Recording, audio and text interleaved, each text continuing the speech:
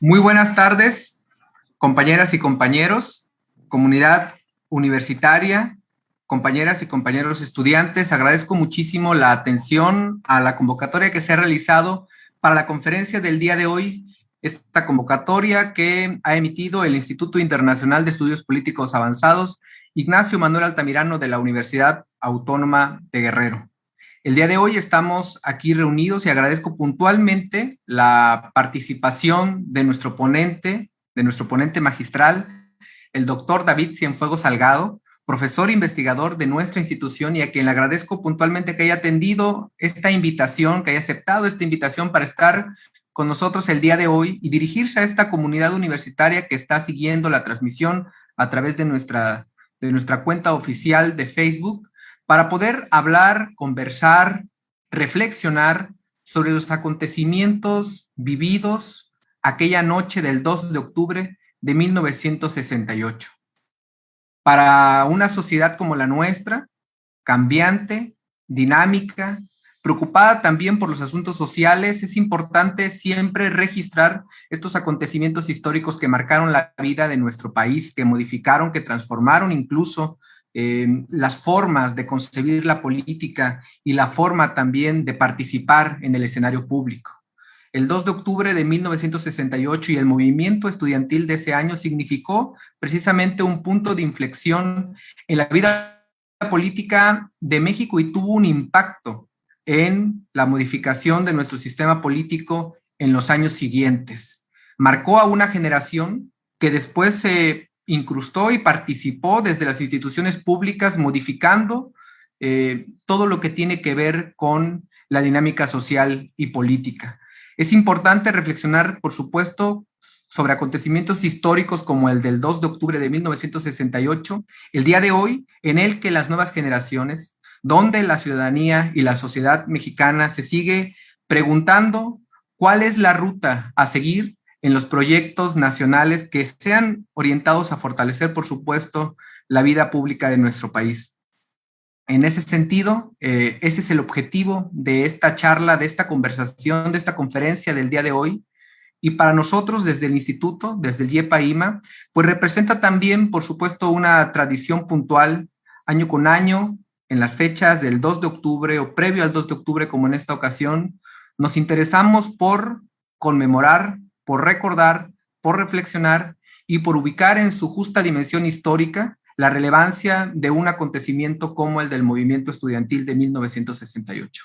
Agradezco también en esta sesión de videoconferencia el acompañamiento de la maestra Rosa María Gómez Saavedra, coordinadora del programa de acompañamiento estudiantil del YEPA-IMA, que me acompaña en esta sesión y a quien le doy el uso de la palabra para que realice la presentación de nuestro ponente y, por supuesto, también para que conduzca los trabajos de esta sesión de conferencia. Muchísimas gracias a todas y todos ustedes.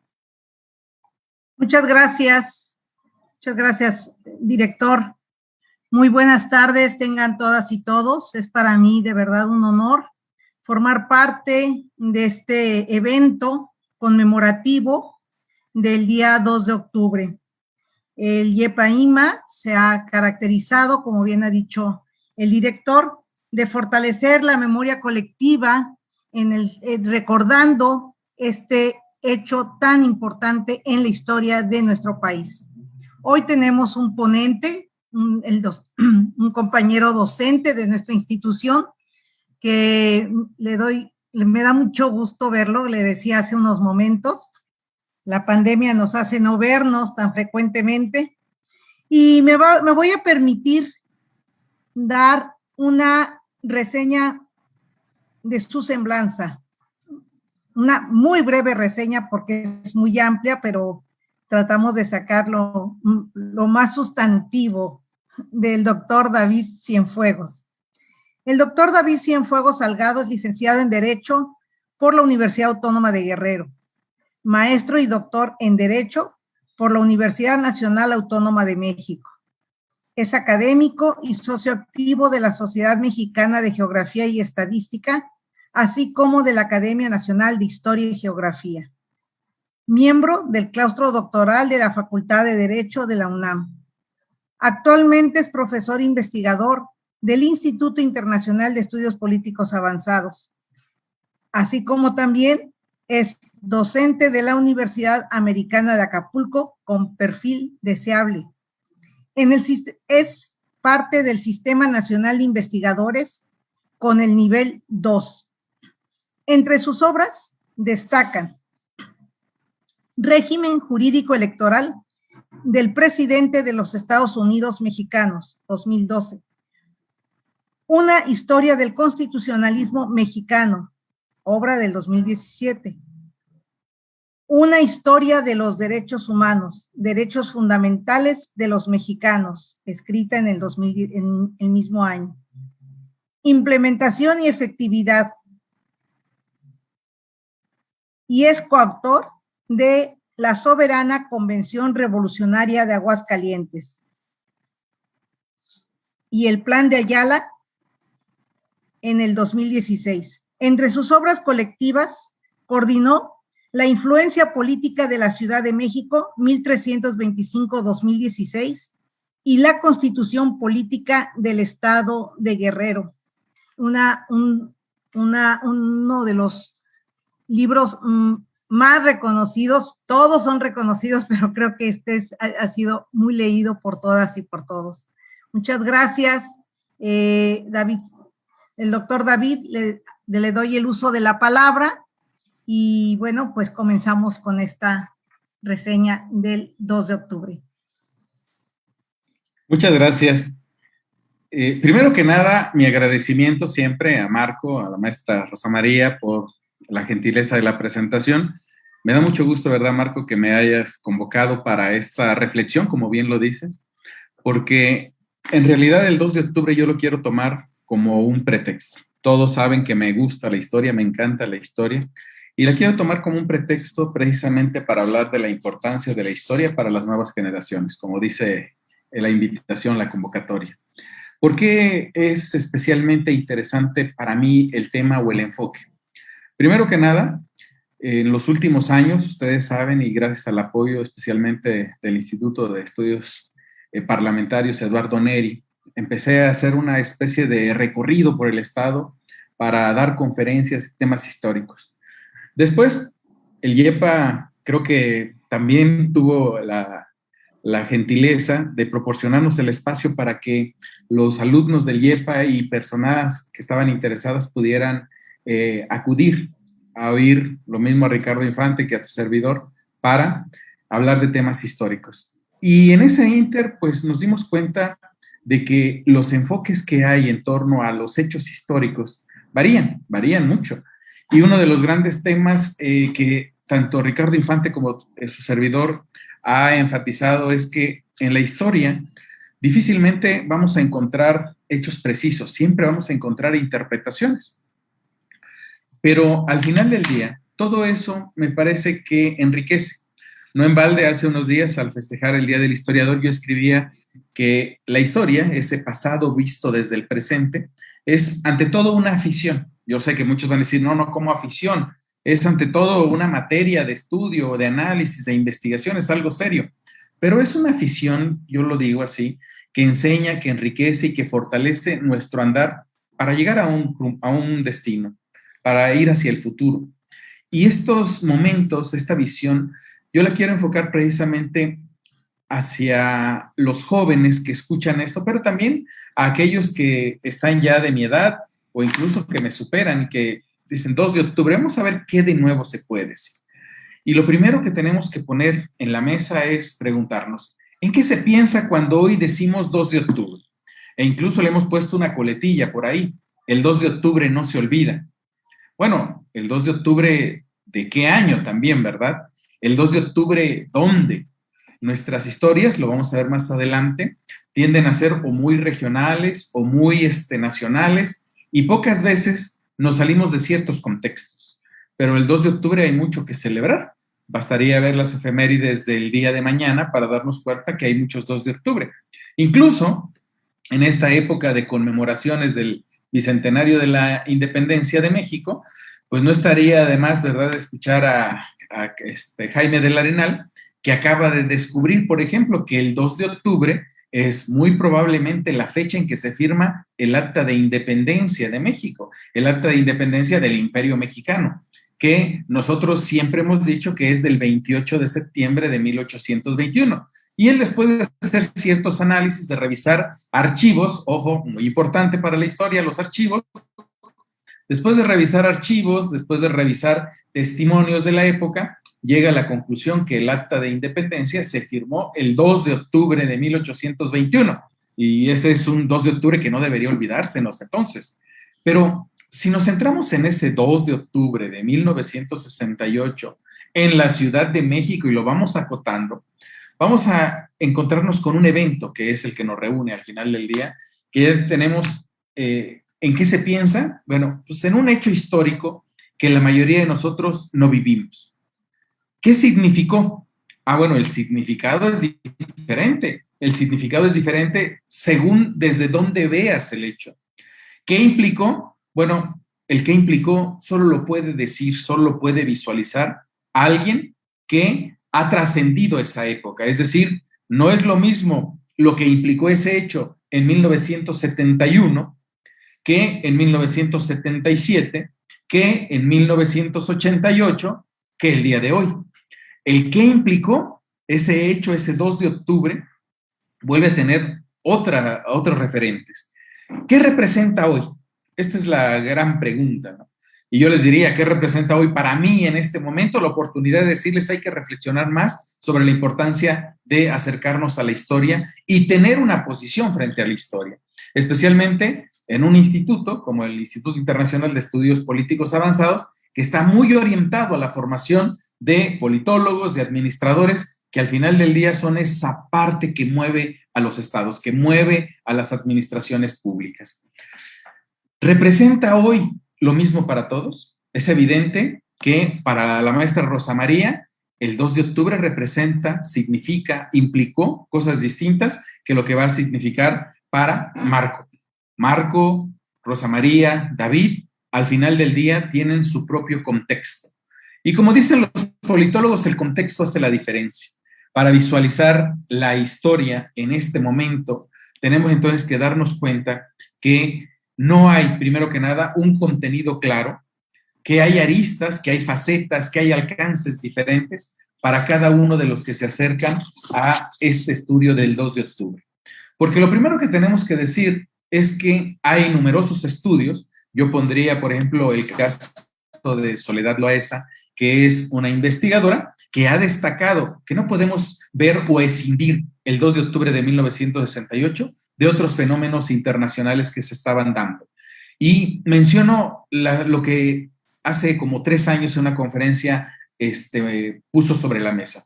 Primero que nada, el asesinato, decía, de Robert F. Kennedy, cuando estaba buscando su candidatura a la presidencia de los Estados Unidos por el Partido Demócrata. Es un contexto también que hay que tomar en cuenta. Por otro lado, la huelga de estudiantes japoneses en contra de las jerarquías tradicionales del gobierno nipón. La invasión soviética a Checoslovaquia, que iba a poner pues fin a la famosa primavera de Praga. Pero además los acontecimientos conocidos, ¿verdad? El octubre, no es este octubre, ¿verdad? Pero es también el octubre en Francia. Y en muchos lugares del mundo se vivían acontecimientos que estaban más o menos imbricados, que estaban relacionados. Dice Soledad Loaesa que en el fondo muchos de estos movimientos, muchos de estos contextos, lo que expresaban eran propuestas que iban en contra del autoritarismo característico. Y alguien me decía, bueno, ¿cómo que autoritarismo? Bueno, es que no los conocemos. Y ahí es donde la visión generacional cobra sentido. Solo si viviste una determinada época en un determinado contexto puedes decir, es que esta situación era insostenible. Pero si lo vemos desde el pasado, si no nos afianzamos en el contexto, decimos, pues puede ser hasta un hecho aislado. Una propuesta antiautoritaria, ¿qué sentido tenía o qué sentido puede tener para los jóvenes hoy día? Pues vamos a ver que sí, que generacionalmente se siguen reproduciendo ciertos marcos de referencia. En el caso particular, en el 68, esas propuestas antiautoritarias eran, ante todo, se decía, una rebelión, o al menos lo sostiene Soledad Loaesa, era una rebelión contra las jerarquías establecidas. Pero lo más importante, todos todos estos movimientos, todos estos contextos tuvieron un impacto cultural en el futuro, sea en el corto, en el mediano o quizá en el largo plazo. Todavía no puede decirse que han terminado sus efectos, sus alcances, y que además se caracterizaban por algo muy importante y para los politólogos también es algo que debe llamar mucho la atención. Todos estos movimientos se hicieron por fuera de lo que hoy conocemos como los partidos políticos. No tenían esa bandera, no había una bandera política, ideológico-política que las cobijara, aunque por supuesto se sustentaban en diversas ideologías. Pero si hablamos de ese 2 de octubre de 1968, en nuestro contexto en México, no podemos dejar de decir que, así como lo sugiere Soledad Loesa y muchos, Wallerstein, por ejemplo, también hace mención de esta visión, que tenemos que relacionarlo con el mundo, con lo que pasaba en el mundo, pero también especialmente con lo que pasaba en México, y entender que eso era consecuencia de algo que había sucedido en los días, en los meses, en los años previos. Si nosotros quisiéramos preguntarnos de dónde viene el tema del 2 de octubre, una manera simplista de verlo sería seguramente afirmar que se trataba de la consecuencia de unos enfrentamientos que se habían dado menos de 2 meses antes, 2-3 meses, en julio, finales de julio de ese 1968, donde hay un enfrentamiento entre alumnos de las vocacionales del Poli y de la preparatoria de la UNAM, de la ISAD Ochoterena. Pero sería muy simplista, porque al final del día, en los meses siguientes, se van a conjuntar estudiantes no solo de estas instituciones, sino de muchísimas más instituciones, no solo de la Ciudad de México, entonces Distrito Federal, sino de todo el país, y se iban a sumar lo mismo campesinos que obreros, lo mismo profesionistas, ¿sí?, que empresarios. Es decir, hay un trasfondo que cuando lo empezamos a leer decimos, caray, el 68 es mucho más complejo de lo que aparentemente se ve o se dice cuando un joven estudiante dice, ¿y qué festejamos? ¿Qué celebramos? ¿Qué recordamos? ¿Qué conmemoramos? Porque a veces no alcanzamos a distinguir si hay que festejar, conmemorar, recordar o qué hacer el 2 de octubre. Y termina diciéndolo, la matanza, la masacre de Tlatelolco. ¿Pero de dónde viene todo eso? Bueno, viene de todo un proceso y ese proceso es, histórico. Es un proceso histórico que se va dando en el país y que tiene contacto, conexión con lo que pasaba en el resto del mundo. Y en ese sentido, alguien podría decir, el tema central del 2 de octubre, lo que origina esta masacre y demás, es la intransigencia del gobierno federal respecto del pliego petitorio que hace el Consejo Nacional de Huelga en agosto del 68. Y llamo la atención a este documento porque muchas veces no entendemos que entre julio y agosto, los primeros días de agosto, cuando el Consejo Nacional de Huelga extiende este pliego petitorio, son 6 puntos, los puntos nos muestran con claridad ya ese contexto. La primera petición, libertad de todos los presos políticos. ¿Qué implicaba? Implicaba entonces que había estudiantes, activistas detenidos por manifestarse en contra de, ojo, no del ejército, de la participación, primero que nada, de los granaderos, de un cuerpo de policía de la Ciudad de México, entonces Departamento del Distrito Federal.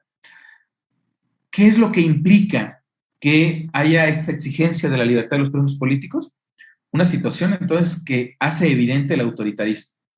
Y lo va a hacer más evidente cuando leemos el segundo punto del pliego petitorio, la derogación del artículo 145 del Código Penal Federal, que no hablaba de otra cosa más que del delito de disolución social. Así estaba. Regulaba el delito de disolución social, en el cual se entendía como la difusión de ideas que perturbaran el orden público o afectaran la soberanía nacional. Imagínense, un contenido tan lapso que servía para cualquier cosa y que al final del día era utilizado por quienes tenían o detentaban el poder, controlaban las instituciones jurídicas. ¿Para qué? Para hacer a un lado a los opositores, para silenciar a los que estaban en contra de los gobiernos en turno. Era lo que pedían. Luego pedían, por supuesto, la desaparición del cuerpo de granaderos, porque este grupo policial ya había participado represivamente, ¿sí?, en actos previos a ese 2 de octubre. Pedían también la destitución de los jefes policíacos. En aquel tiempo, creo que más de una vez hemos oído, ¿verdad?, las canciones de protesta, donde hablan de Luis Cueto o de Raúl Mendiolea, y de muchos otros, ¿verdad? Corona del Rosal, por supuesto. Pero el pliego se centraba en esos dos, quienes eran el jefe y el subjefe, digamos, de la policía capitalina, y que habían participado en esos enfrentamientos con los estudiantes en varias ocasiones. El quinto punto petitorio del pliego del Consejo Nacional de Huelga era la indemnización a las víctimas de los actos represivos. Hablamos de la masacre de Tlatelolco, pero estamos también diciendo que el 4 de agosto el Consejo Nacional de Huelga estaba diciendo que ya había muertos. Ah, caray. Es que la masacre es un hecho que no puede desvincularse de numerosos hechos donde muchas otras personas murieron, incluyendo servidores públicos, lo mismo policías que militares. ¿Qué es lo que había entonces en este momento? También una crispación social, hay que reconocerlo. Y por el último punto petitorio veíamos que había también un intento de tratar de que las cosas se calmaran, que hubiera un deslinde de responsabilidades, pedían, de los funcionarios involucrados en actos de violencia contra los estudiantes. Algo que permitiera establecer un diálogo público, se pedía que fuera un diálogo público entre las autoridades y el Consejo Nacional de Huelga para negociar las peticiones. Es decir, eso es lo que pedimos, pero podemos negociar. A la distancia, si algo me permite esta visión de aficionado a la historia y por supuesto también de estudioso del derecho, es entender que había cosas, contextos que permitían afirmar, como lo hacían numerosos estudiosos europeos, norteamericanos, que el modelo político que existía en ese momento estaba, por supuesto, basado en un autoritarismo, un modelo basado en el partido hegemónico, un modelo basado en el uso del derecho como mecanismo de control social. Y es que si leyéramos los artículos 145 y 145 del Código Penal Federal, entenderíamos hasta dónde el derecho se puede utilizar para controlar a la sociedad. Les voy a leer el texto nada más, el primer párrafo y el segundo párrafo de estos artículos. Dice, se aplicará prisión de 2 a 6 años al extranjero o nacional mexicano que en forma hablada o escrita o por cualquier otro medio realice propaganda política entre extranjeros o entre nacionales mexicanos, difundiendo ideas, programas o normas de acción de cualquier gobierno extranjero que perturben el orden público o afecten la soberanía del Estado mexicano. Se perturba el orden público cuando los actos determinados en el párrafo anterior tiendan a producir rebelión, sedición, asonado, motín. Se afecta la soberanía nacional cuando dichos actos ponen en peligro la integridad territorial de la República, obstaculizan el funcionamiento de sus instituciones legítimas o propaguen el desacato de parte de los nacionales mexicanos a sus deberes cívicos. Con eso, muchos activistas, muchos estudiantes, terminaron en la cárcel en esos días. En el recuento, porque no voy a decir exactamente, ¿verdad?, qué fue lo que pasó en el 2 de octubre, pero en el recuento la historia nos sale debiendo, porque al día de hoy se desconoce la cifra de muertos y heridos que hubo ese 2 de octubre. Al día siguiente se habló por parte del gobierno mexicano de 20 muertos. Años después, en un texto que creo que muchos conocemos, Elena Poniatowska mencionó el tema de que por lo menos había la referencia de que una madre había contado más de 60 cuerpos buscando el de su hijo. Y después, periodistas hicieron un estudio más amplio y llegaron a decir que habían sido 250, 325. Los datos más cercanos o más consistentes hablan entre 200 y 300 muertos ese 2 de octubre. Y, por supuesto, dependiendo de quién narra la historia, habrá quienes digan que fueron de 200 a 1500 los muertos. Las narraciones de que incluso se utilizaron grúas u otro tipo de transportes para sacar los cuerpos de Tlatelolco y ser incinerados. El punto central no es contabilizar, en este caso, cuántos murieron, sino qué es lo que resultó de todo eso, de esa crispación, de esa herida abierta, como lo han dicho muchos historiadores o muchos sociólogos. Lo primero es que como bien lo dijo Marco al inicio, este es un parteaguas en la historia del país. Un antes y después. En el caso particular, tenemos que México ya no fue ni social ni políticamente el mismo. Fue totalmente distinto, como dicen por ahí, al día siguiente. Al día siguiente todo había cambiado. Y esto es muy importante porque yo les decía, ¿cómo se ve el 2 de octubre, el 3 de octubre de 1968? ¿Y cómo se ve en junio del 71? ¿Y cómo se ve en enero del 77? Y menciono estos datos porque seguramente recordarán los grandes cambios que van a estar acompañados con el famoso halconazo del 71 y la reforma política del 77, anunciada precisamente aquí en Guerrero por el enviado del entonces presidente José López Portillo, Reyes Heroles, cuando dice vamos hacia una reforma política para transitar aquí a la participación política. Pero eso nos muestra también un hecho. Si yo les digo que hay 50, 100, 200 o 1500 muertos, estoy diciendo que hay versiones de la historia. Y esta es la parte central de la importancia de la historia. ¿No hay versiones definitivas? ¿Hay una versión definitiva de los hechos? No.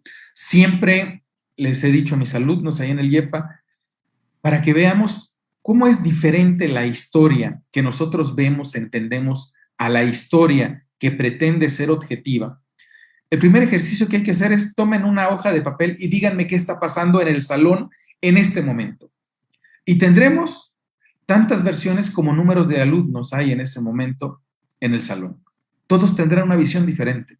La perspectiva será diferente. Y esto es sumamente importante.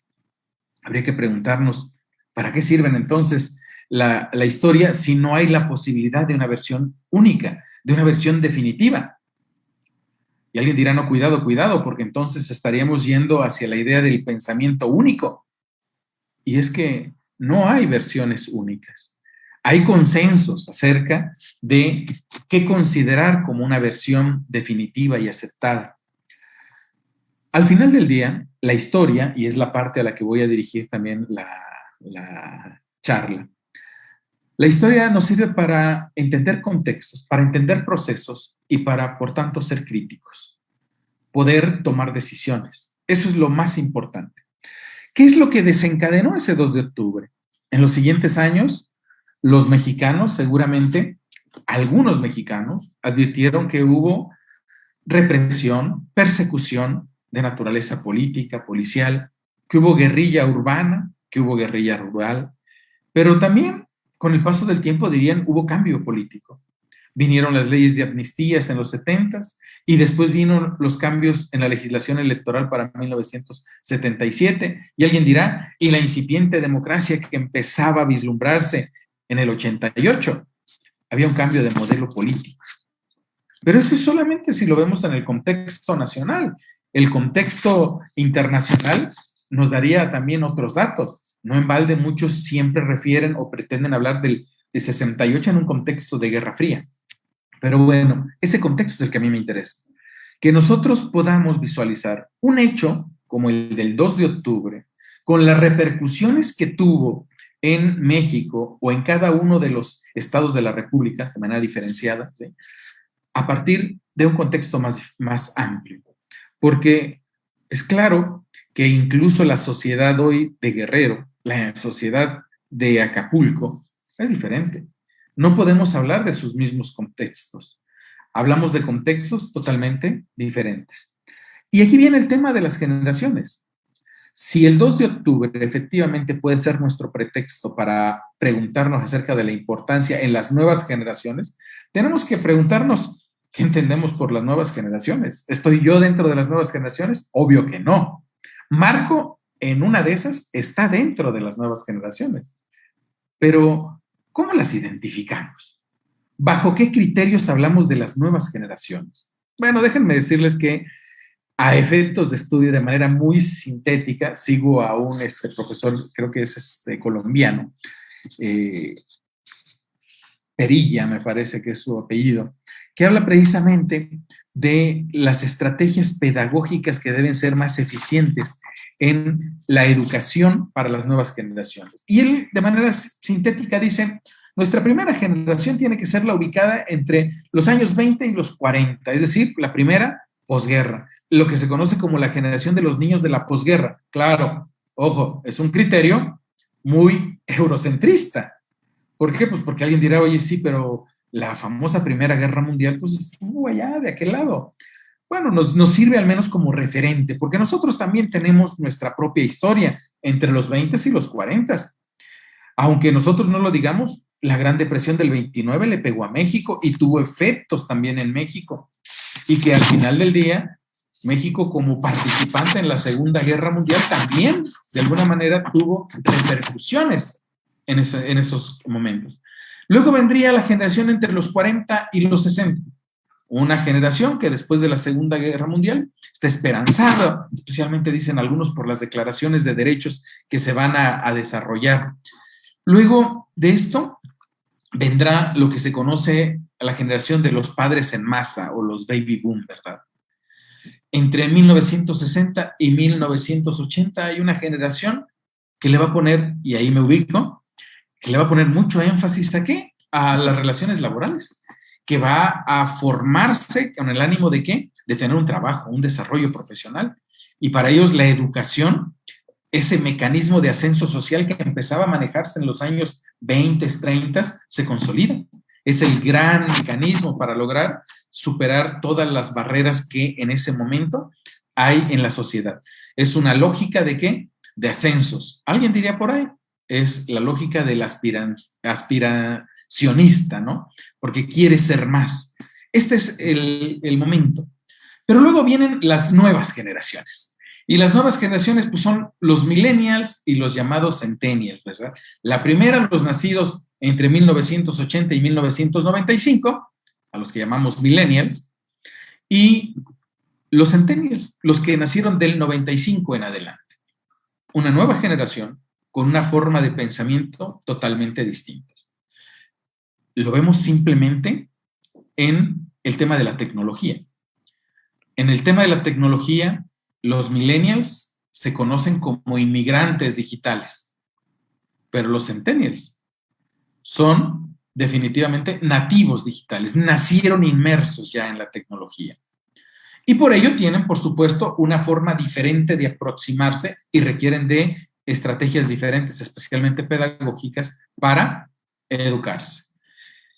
¿Qué es lo que caracteriza estas dos generaciones? Una posibilidad de innovación permanente, tienen la necesidad de asumir nuevos retos, buscarle utilidad a los aprendizajes. Si no son útiles esos aprendizajes, no tienen sentido y sobre todo rompen los parámetros de la normalidad a la que nos habían acostumbrado o en las generaciones anteriores. No les gusta estar subordinados, su interés no es la familia, no quieren un trabajo estable, no necesariamente estoy calificando a todos, pero en una generalización, estas nuevas generaciones se caracterizan en eso. Quieren vivir de alguna manera nuevas estrategias, innovar, sentirse pleno, pero fuera de los parámetros tradicionales. Y eso hace que su formación sea todo un reto. Sea todo un reto, pero no solo para la institución educativa, sino para la sociedad entera. Si bien cada generación tiene sus propias especificidades a la hora de ser educada, no debemos de perder de vista que al final del día, y en el ámbito de la ciencia política y de la administración creo que se entiende mejor, al final del día tenemos que entender que el conocimiento de la historia es importante, es primordial porque tiene que ver con el futuro de estructuras ya construidas. Es decir, la estructura básica para los politólogos seguramente va a ser el Estado, pero el Estado, por encima de todo, es todavía un concepto que debemos llevar al ámbito sociológico y es la nación. El conocimiento de la historia es primordial para construir la nación. Y alguien dice, bueno, pero es que nuestros jóvenes ya no son nacionales, son nacionales del mundo, ciudadanos del mundo. Pero lo curioso es que si nosotros nos quedamos con esa visión, con esa idea, no entendemos que la historia tiene una importancia al menos en tres aspectos fundamentales. El primero, construir una identidad. El segundo, educar. Y el tercero, construir ciudadanía. Y a eso quiero llevar este cierre de la charla. Nosotros, y creo que todo el género humano, ha enseñado la historia propia siempre. Presumimos la historia propia y construimos en ocasiones fantasías históricas. Tenemos héroes de bronce para una identidad, algo que cohesione, algo que unifique. Y a veces también contamos la historia de otros pueblos, de otras sociedades, de otras regiones, para poder contrastarlos. No sé si necesariamente para magnificarnos frente al otro, pero al menos el otro es nuestro referente a la hora de que se cuenta la historia. Y ahí nos damos cuenta que la historia tiene un papel sumamente importante, porque si es cierto que cada quien cuenta su historia, ¿cómo le hacemos cuando dos historias se encuentran? La historia de México con la historia de Belice, por ejemplo, con todas sus disputas territoriales, o la de Guatemala, o la de los propios Estados Unidos. Creo que ahí advertimos cómo hay necesidad de una historia o de asumir que habiendo versiones de la historia, tenemos que tomar una parte de ella atendiendo a qué? A verlo como un proceso donde intervienen factores económicos, internacionales, luchas sociales internas, las expresiones culturales, las identidades culturales, etc. Y esto lo traigo a colación porque pareciera que la historia no está escrita. Les acabo de decir que este año nos acaba de dar la primicia Jaime del Arenal, que siempre el acta de independencia no es la del 28 de septiembre, sino del 2 de octubre. Ya nos cambió la historia, ya cambió algunos libros de texto, por lo menos. Bueno, para construir una historia consensada, porque les dije que hay muchas historias, una historia consensada, debemos cobrar cabal conciencia de la importancia de esa identidad, cabal conciencia de la necesidad de educar. ¿Por qué la identidad, la pertenencia, resultaría algo importante?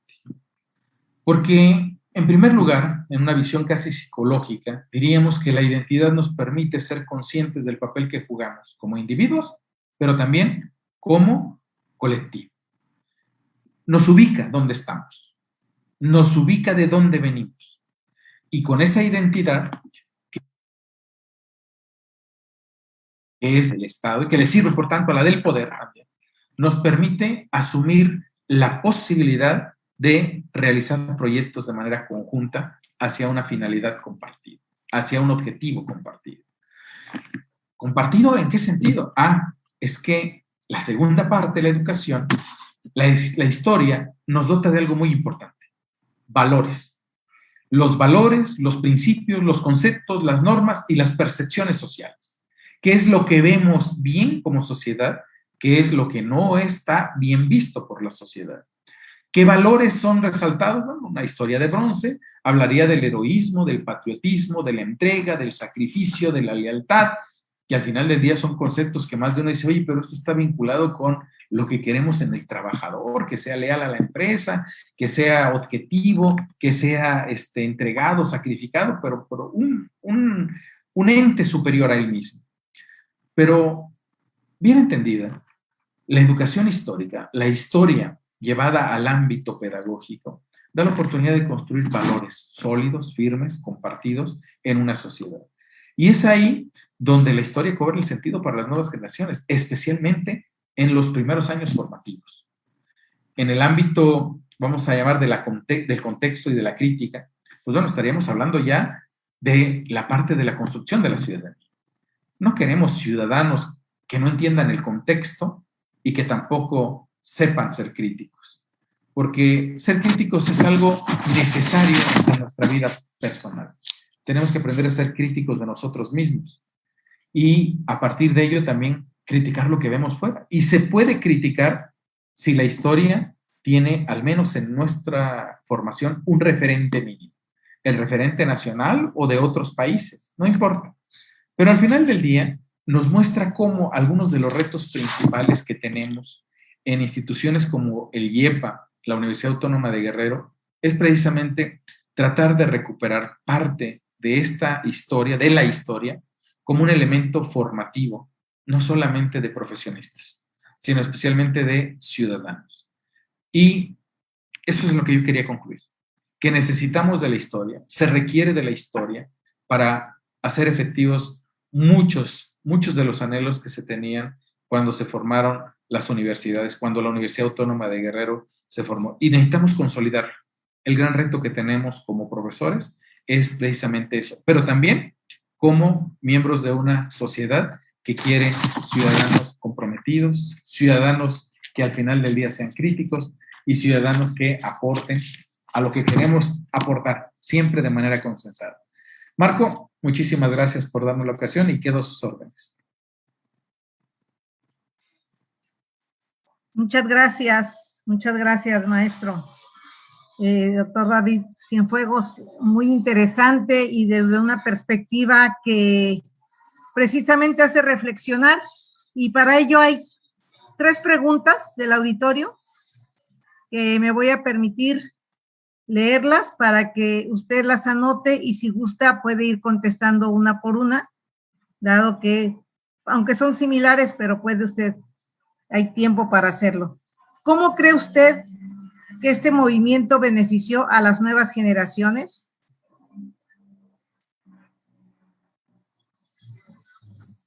¿Los sucesos ocurridos en el 68 en realidad hicieron un cambio en los derechos estudiantiles?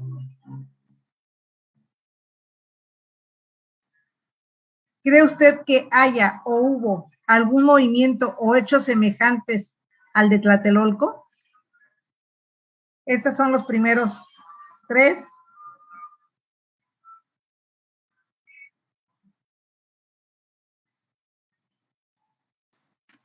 Ahí está. Gracias. Bueno, yo creo que hay que preguntarnos si la idea de que el movimiento beneficiaría a las nuevas generaciones, miren, todo, absolutamente todo influye en las nuevas generaciones. Lo que hagamos hoy siempre va a influir, lo bueno, lo malo, y lo va a beneficiar si lo veo como lo estoy platicando, como un aprendizaje para ser crítico, para hacerlo o para ya no hacerlo. En ese sentido, por supuesto que hay un beneficio, pero lo voy a ver en términos conceptuales de nación. Si nosotros lo vemos en retrospectiva, no porque quienes participaron en el movimiento lo hayan querido así, hay un evidente beneficio para las generaciones posteriores. Forma parte de un proceso, forma parte de una construcción nacional. Al final del día, lo que nosotros vivimos hoy, en 1968, no hubiera sido fácil de imaginar. No hablo de lo político, no hablo de lo universitario, hablo de lo tecnológico, de lo económico. Simplemente no se podía vislumbrar lo que iba a pasar en los siguientes años. Pero de que benefició, por supuesto que benefició. Y desde el ámbito del derecho yo lo veo siempre en parte a partir de la construcción de normas. La derogación del delito de disolución social dio certeza jurídica. Las leyes de amnistía y la reforma electoral del 70 modificó la forma de participación política en nuestro país. En 1971, después del halconazo, después del movimiento de 68, la ciudadanía, ¿recuerdan?, bajó de 21 años a 18 años. Y en el 71 se modificaron las leyes sobre portación de armas. Es decir, cada evento tiene consecuencias. A veces se nos van olvidando. Pero por supuesto que la suma de todos esos cambios normativos constituye un beneficio para la población. Yo lo pondría de esta manera. De 1968 a la actualidad, la mayoría de los derechos se han construido normativamente. A lo mejor no han logrado llevarse a la práctica. Quizá tenemos todavía un nivel de pobreza, de marginación en nuestro país muy alto, pero al menos los elementos normativos ahí están. ¿En qué ha radicado, me parece, uno de los grandes problemas? Creo que la bandera de este gobierno federal y de muchos gobiernos es el combate a la corrupción. Claro, la corrupción, como parte de un proceso histórico también, es uno de los grandes perjuicios que ha tenido el país y sigue teniendo. No se han modificado todas esas pautas en torno a la corrupción. ¿Podemos cambiarlas? Sí podemos cambiarlas. ¿Cómo? A través de la educación en valores, la construcción de códigos de ética y de conducta que efectivamente sean cumplidos y no que queden, como muchas de las normas hoy día, solo en el papel. En ese sentido, hemos ido construyendo con el paso del tiempo instituciones sólidas. Por supuesto que las instituciones sólidas, pues a veces dependen de quién está al frente de ellas. Y no vayamos tan lejos. Hoy, por ejemplo, tenemos organismos autónomos que no hubieran ni siquiera así pasado por la mente de alguien que venía de un modelo autoritario que quería la concentración del poder. Los órganos autónomos o la división de poderes dentro de la célebre triada, poder judicial, poder legislativo, poder ejecutivo. Pero tiene que ver también con cómo cada uno de los individuos al final del día asume que se le ha beneficiado o no con estos movimientos sociales. Y en ese sentido yo podría contestar la segunda pregunta. ¿Hubo cambios? Bueno, me parece que ha habido muchos cambios para los derechos o los movimientos estudiantiles. Ha habido muchos cambios, pero para muchos sigue siendo cuestionable, y yo me incluyo entre ellos, por ejemplo, las celebraciones, conmemoraciones del 2 de octubre que terminan en destrucción, que terminan en vandalismo. O sea, ¿en qué ayuda a recordar estos eventos que constituyen, dije, un parteaguas en la historia nacional, este tipo de expresiones?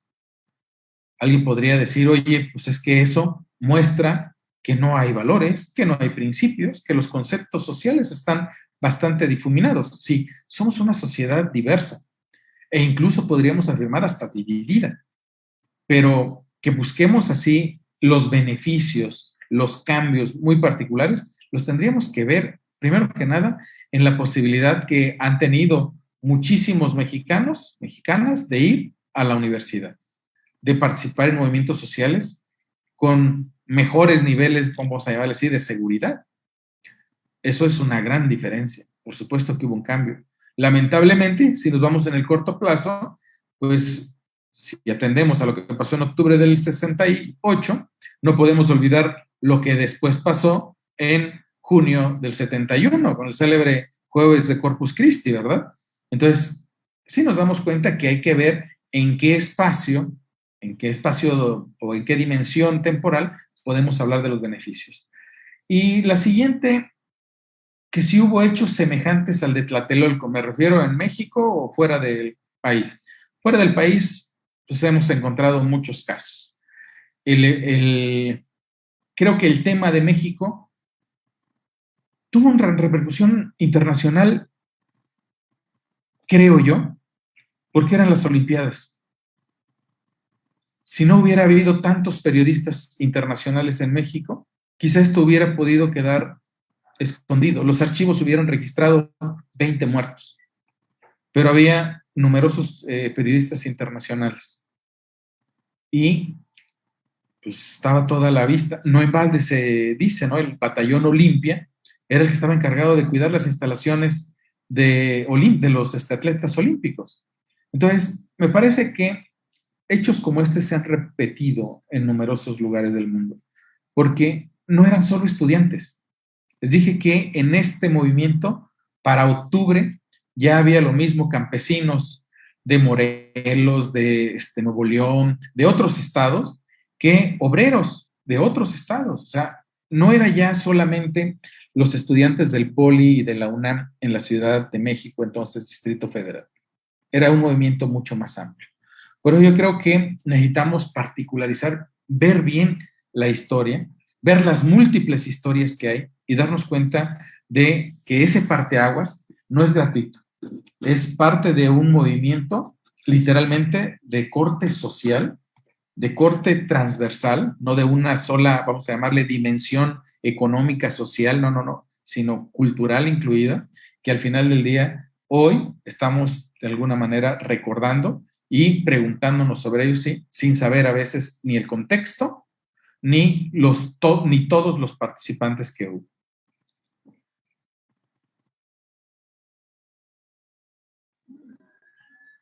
Yo solamente quiero anotar, doctor, en los contextos que usted hablaba, la importancia de también las distintas historias. En el 68, Guerrero, pues apenas tenía 8 años, nuestra universidad, nuestra naciente universidad, y había un movimiento estudiantil importante. ¿sí? Inclusive un movimiento estudiantil, no del 60, sino ya de los años 65, que generaban un cambio democrático en la universidad y muchos de ellos fueron expulsados de la universidad, y que el contexto del 68 pues vino precisamente a influir en muchos de ellos para participar en acciones armadas. La Asociación Nacional de Luchadores Sociales ha generado nuevas visiones del 68 y el impacto que tuvieron esa generación, ¿no? Que en ese contexto. La Revolución Cubana, ¿no? Que es otro hecho histórico muy importante que también tuvo una influencia en la generación del 68, ¿sí? Entonces, como usted bien dice, en el 68 hay contextos que influyen en el proceso que se desarrolla, pero también que genera otros procesos, ¿no? Entonces es muy interesante. En Guerrero, un año antes, había habido también una masacre en Atoyac de Álvarez en el 67, que genera una línea de la historia muy importante de nuestro estado y que lo estudian, ¿verdad? Aquí lo estudiamos aquí en el IEPA en Estado y Sociedad Guerrero 3. Entonces, creo que la visión que usted ha dado de hablar de los distintos contextos en torno a los 2 de octubre, ¿no? Que ha dado, me parece importante, y sobre todo da una visión amplia de que la historia se construye y son procesos que influyen en quienes son protagonistas de esos procesos, pero también quienes no lo son, ¿no? Y que de manera indirecta son tomados en cuenta. Entonces, me parece muy interesante. No sé, no hay más preguntas del auditorio, pero usted quiere participar. Perfecto. Antes de darle la palabra al doctor David, quisiera rescatar 2 comentarios que también se han planteado aquí en el chat. El primero es de Luis Salgado, que coincide evidentemente con el planteamiento del doctor David: los ataques contra el movimiento estudiantil, dice nuestro estudiante, por parte del gobierno de Díaz Ordaz, fue una respuesta desesperada. Eso es lo que pregunta. Esto por la presión que México estaba viviendo a unos días de inaugurar los Juegos Olímpicos, donde se pretendía dar una buena imagen del país al mundo.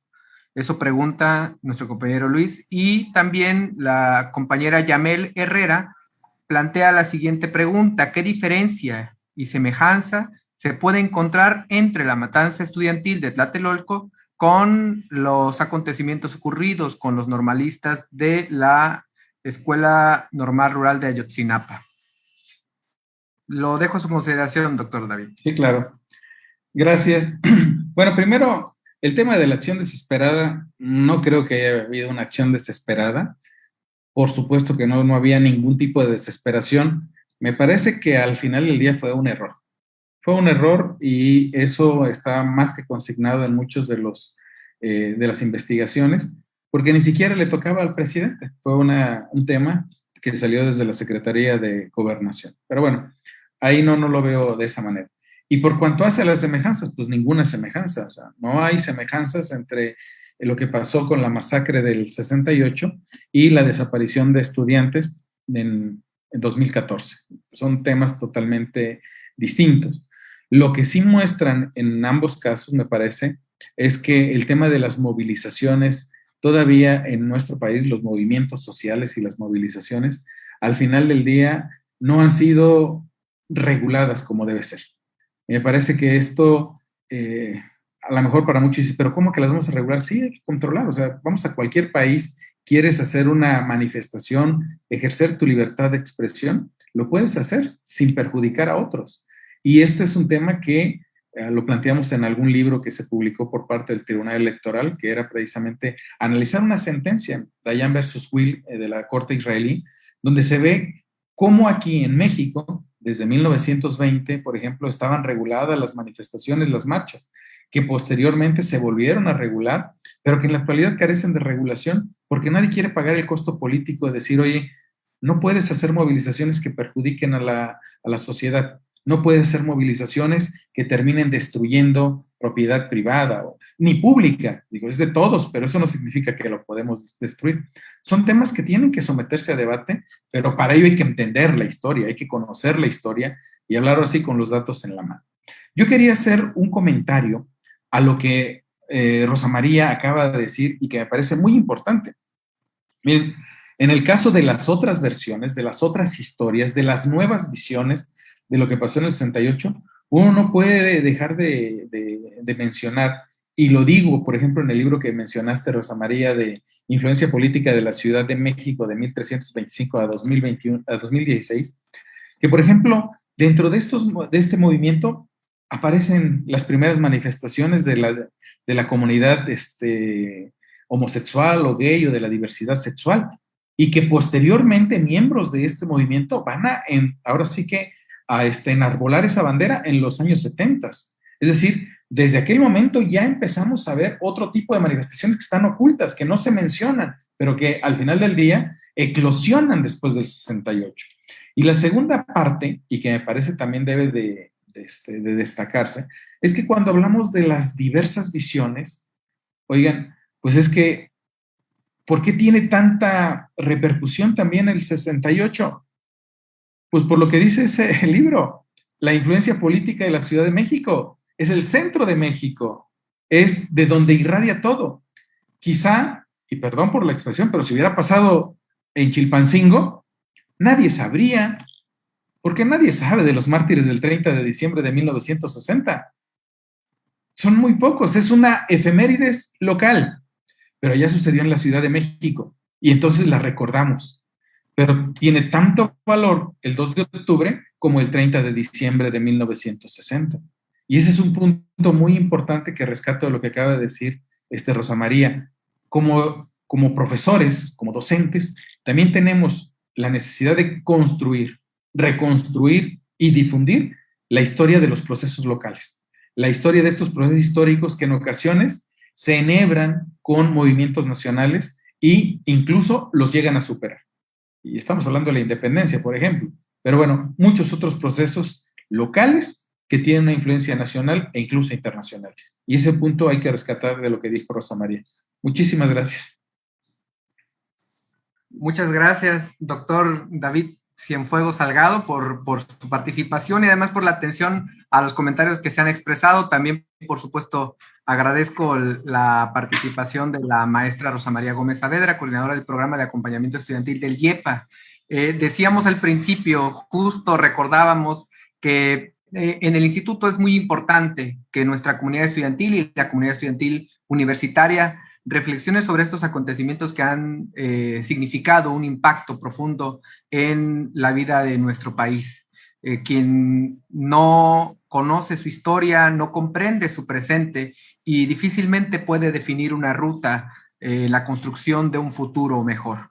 En ese entendido, confiamos en el objetivo final de nuestras instituciones públicas educativas, que es justamente el de construir ciudadanía efectiva, informada, con preocupación sobre lo que ocurre en los asuntos públicos y además con el interés de poder asumir un rol protagónico en esa tarea de influir en la toma de decisiones de nuestro país y de nuestras sociedades.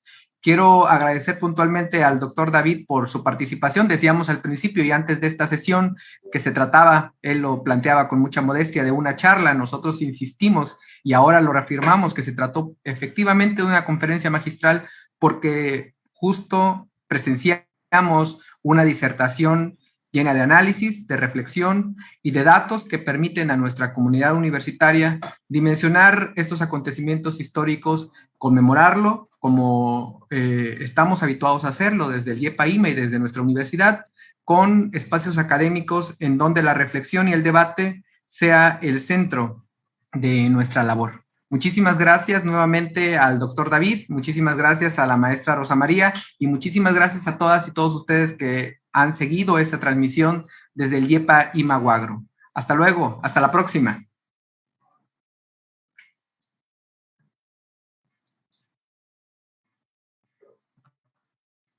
Ya nos dirá, ya,